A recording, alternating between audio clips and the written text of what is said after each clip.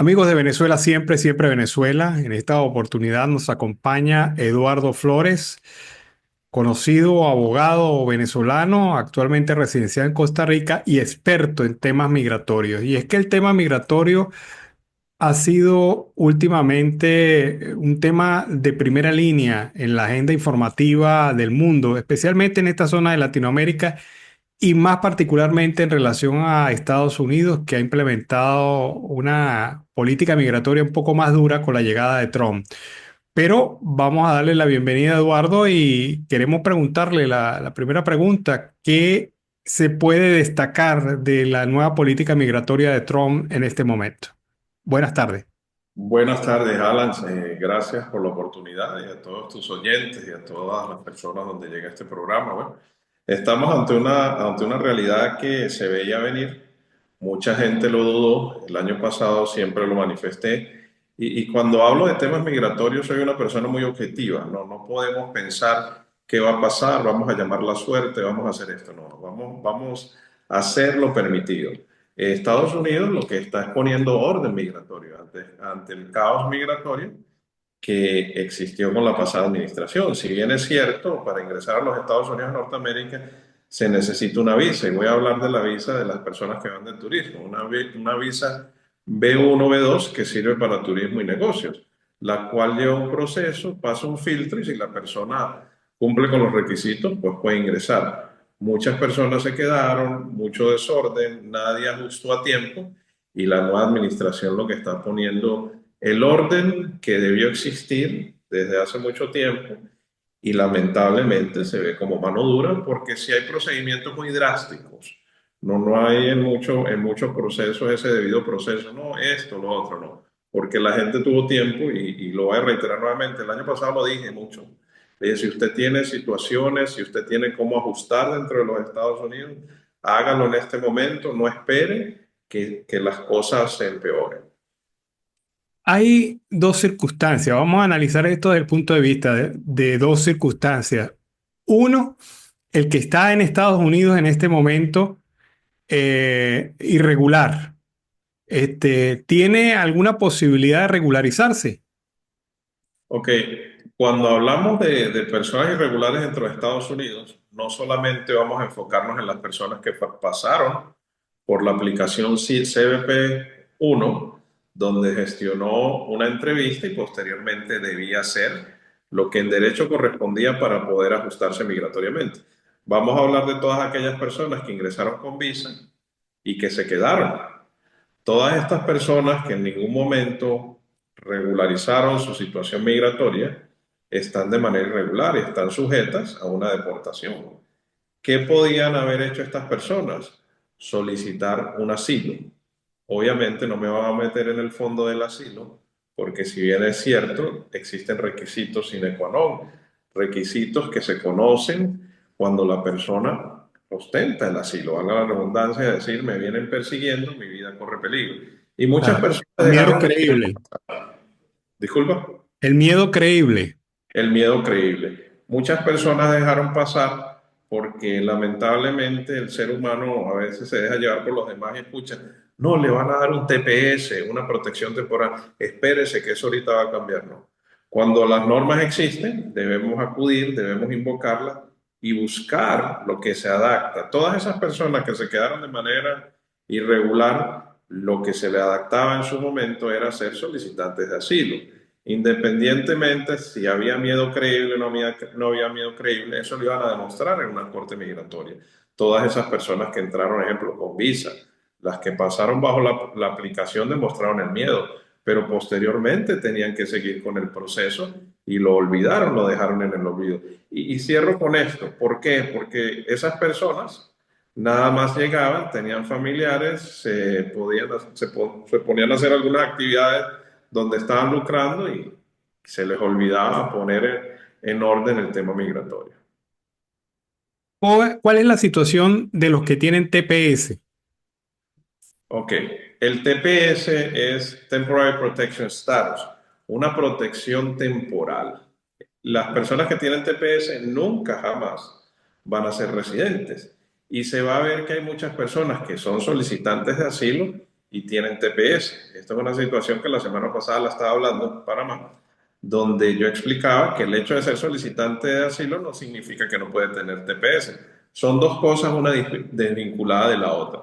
El asilo es un proceso donde usted va a demostrar ese miedo que es creíble con todo un elenco probatorio, y el TPS es por un tiempo. El TPS es un permiso que se extiende vía decreto ejecutivo de la administración que salió por 18 meses, y a los 18 meses debe abandonar. ¿Qué pasa? ¿Qué sucede? ¿Qué acontece? Que el TPS le da el derecho a sacar un permiso de trabajo, le da derecho a sacar una licencia de conducir, y todas estas personas están ya dentro de la sociedad de los Estados Unidos de Norteamérica porque están contribuyendo, tienen que hacer pagos. Entonces es algo como triste decir, bueno, los que ya se les venció el TPS deben abandonar porque era un sistema de protección temporal. Y esto va a ir de la mano de cada situación de cada país, dependiendo de los nacionales de cada país, donde deben poner la lupa al Poder Ejecutivo y valorarlo y decir, bueno, estas personas tienen un riesgo, esta nacionalidad, estas sí, estas no. Pero el TPS es simplemente un permiso por 18 meses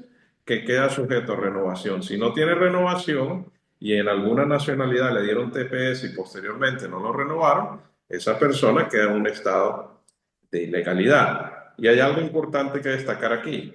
La persona dice, bueno, se va a quedar ilegal, ahí yo veo qué hago. El problema es que las autoridades migratorias tienen toda la información. Y esa persona en cualquier momento que sea detenida por cualquier razón, va a una deportación expresa, que es lo que está usando ahorita el gobierno de los Estados Unidos, la deportación expresa, que nada más aplicaba en los puntos limítrofes en Estados Unidos y Texas. Ahora se amplía para todo el territorio de los Estados Unidos de Norteamérica. ¿Qué ocurre con aquellos que tienen solicitud de asilo? Todas aquellas personas que tienen solicitud de asilo ya tienen permiso de trabajo, están haciendo vida activa totalmente. Hay muchos que llegaron a la primera corte, que es donde se llegan a defender. Ahora es obligatorio tener una persona que sea un traductor, o si la persona tiene el dominio del idioma, exponer su caso. En este caso, el Homeland Security, el Departamento de Homeland que custodia el Estado, Homeland Security, es el que acusa a la persona en esa corte y dice, usted entró de manera irregular al país violando esto y esto, por lo cual usted debe ser deportado. Esa persona asume el asilo en ese momento ante el juez con su patrocinador, el abogado. En su caso, en el pasado muchas personas lo hicieron solos, tuvieron éxito, pero ¿qué pasa? Que el proceso está abierto y no existe ninguna aprobación en este momento. Hay personas que tienen un proceso en la corte de 1 año, 2 años, 3 años, 4 años, 5 años, y es simplemente esa solicitud. No pueden salir del país, ¿ok? Y hay personas que salen del país con un documento de viaje y a finales de año en migración de Miami presente, lo vi, no me lo contaron, una persona llegó con un documento de viaje y no la dejaron ingresar a Estados Unidos. ¿Por qué? Porque aquí soy muy tajante, muy estricto y la gente me lo critica. Y lo digo, si usted está en un proceso de asilo, no tiene que hacer nada afuera. Termine el proceso, culmine el proceso, cuando usted tenga sus papeles, hace activa, vida activa en otros países.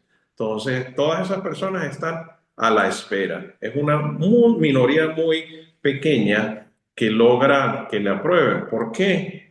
Porque mucha gente ha confundido estallido social, problemas laborales, problemas de delincuencia que todos los países de Latinoamérica tienen, incluyendo Estados Unidos, perdón, y solicitan el asilo.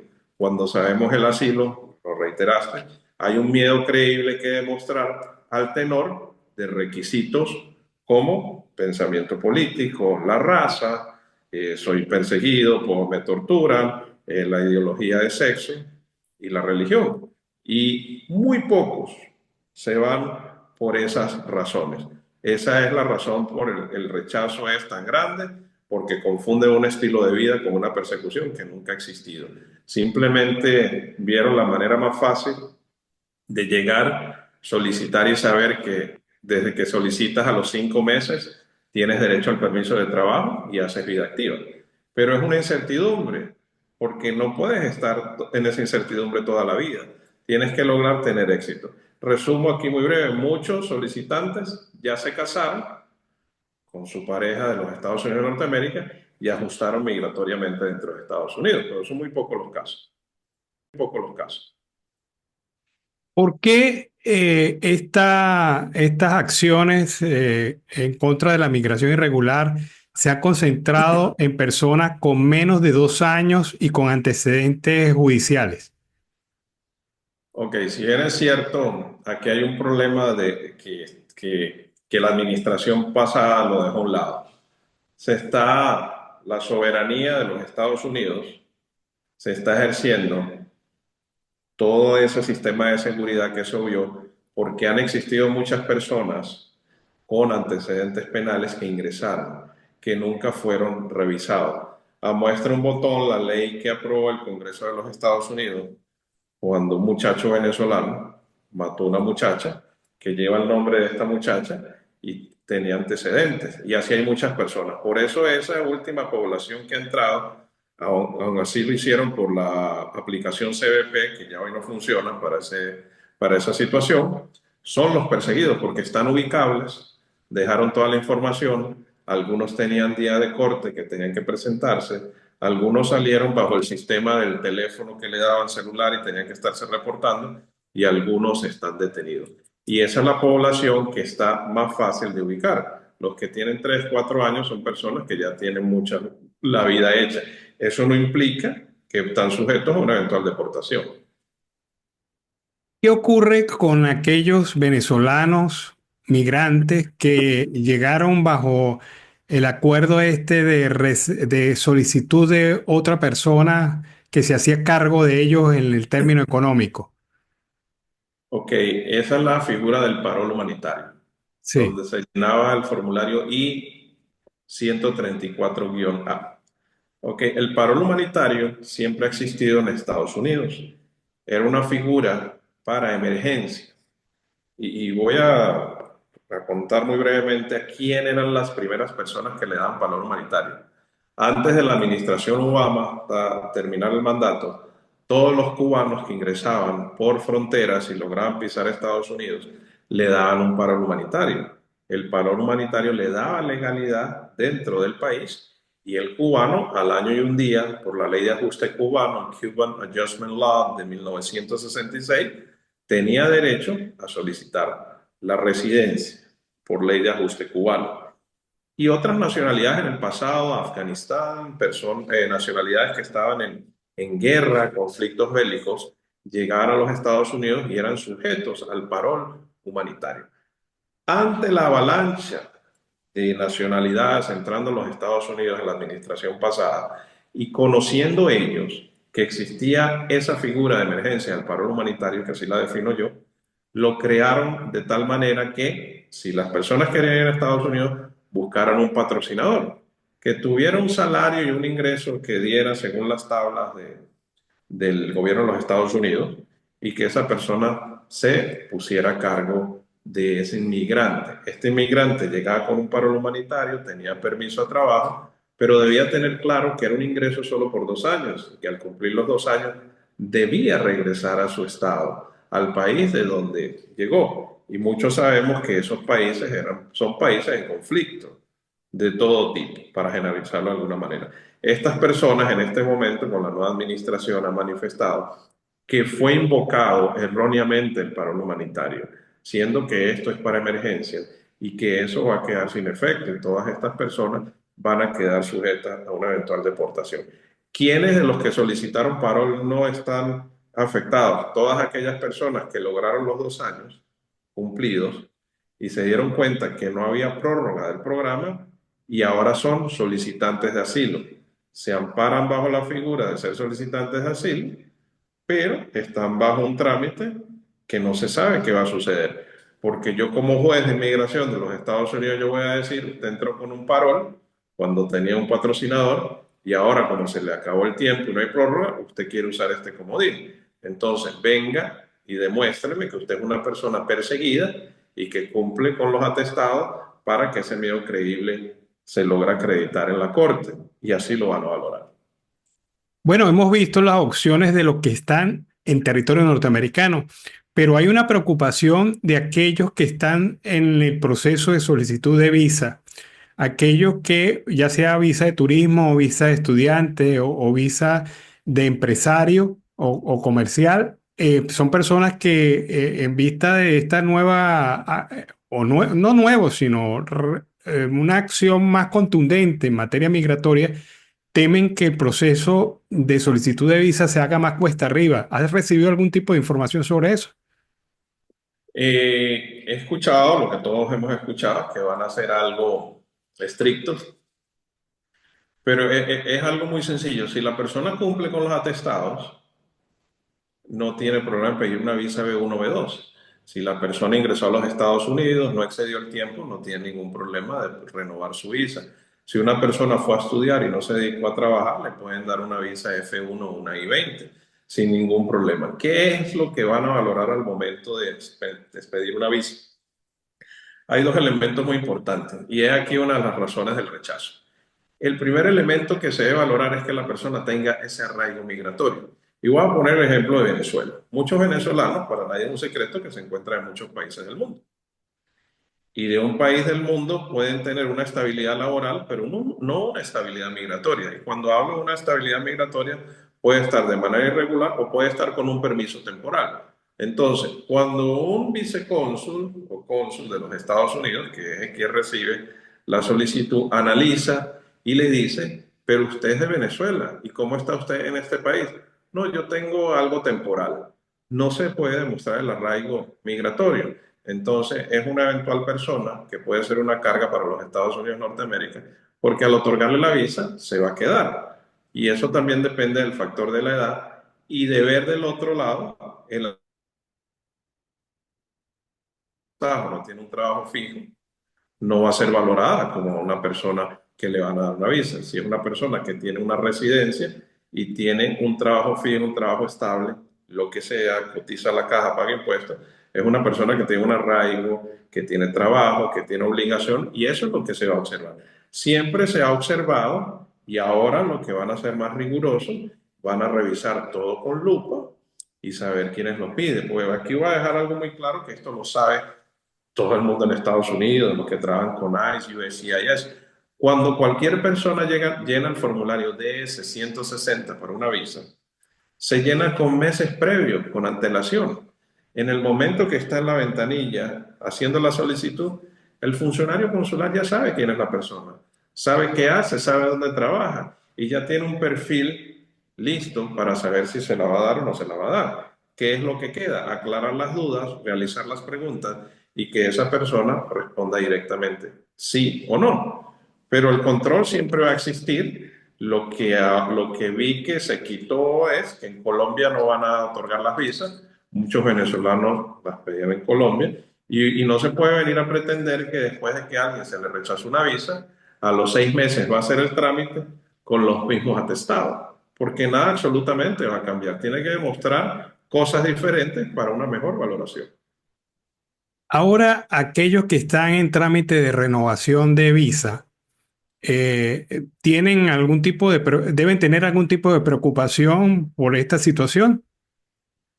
Todas aquellas personas que están en trámite de renovación de visa, si lo hacen en tiempo y forma, saben que nada más van a enviar el pasaporte, que hay que llenar el formulario nuevamente y que va a quedar a discrecionalidad del funcionario consular si lo llaman por algo o no lo llaman. Hay muchas personas que no lo llaman.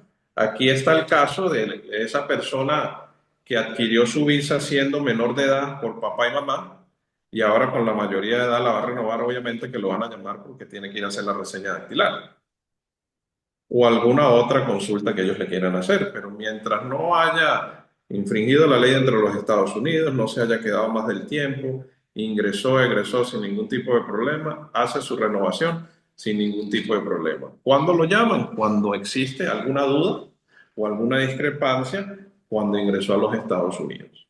Pero de resto a todo el mundo se la van a renovar. Hay nacionalidades, y voy a poner el ejemplo de Cuba. Cuba, cubanos en terceros países, con residencia que han tenido visa, se la han dado por 10 años y al renovar, si los han llamado o han tenido la posibilidad de algún rechazo y conozco varios casos. Pero estos ya son casos aislados que siempre pasan, pero el que no haya tenido ningún tipo de problema no tiene ningún tipo de problema la renovación. Bueno, Eduardo, finalmente, ¿crees que las medidas Trump están efectivamente desestimulando la migración irregular o este es un proceso que va a continuar? Se te cortó un poco, no ¿Crees que esta acción migratoria de Trump, esta nueva acción más cada vez más fuerte de Trump, va a desestimular realmente la migración irregular? Mira, eso es evidente y manifiesto. Ya se le puso un punto a la I, ya llegó a punto final y mi consejo es, independientemente de la situación que toda Latinoamérica tiene, que cada quien tome las cosas no a la ligera, que tome las decisiones claramente y lo piense. Esto no es un juego, esto es una realidad y ahorita vamos a ver una avalancha y muchas personas y familias sufriendo, porque personas que pensaban que tenían la vida hecha, de la noche a la mañana le van a venir a cortar. Y lamentablemente, esa es su casa, esas son sus reglas, y si no se cumplen las reglas en las casas de nuestros vecinos y de los amigos, la gente se cansa. Entonces, tuvieron tiempo para hacerlo y muy pocas personas lo realizaron. Porque conozco muchas personas que buscaron otra manera y la consiguieron, porque siempre existe. Lo que pasa es que aquí hay un factor aquí muy importante, que todos esos trámites son costosos y es algo que hay que sacrificar y no todos lo hicieron. Pero sin duda alguna ya esto es un punto final. Bueno, muchísimas gracias, Eduardo. Eduardo Flores, especialista en temas migratorios, abogado venezolano, actualmente residenciado en Costa Rica, nos ha comentado sobre este tema de la política migratoria de Trump y la nueva circunstancia para el migrante y para aquel que aspire ir nuevamente a territorio norteamericano. Muchísimas gracias. Gracias por la oportunidad. Saludos a todos.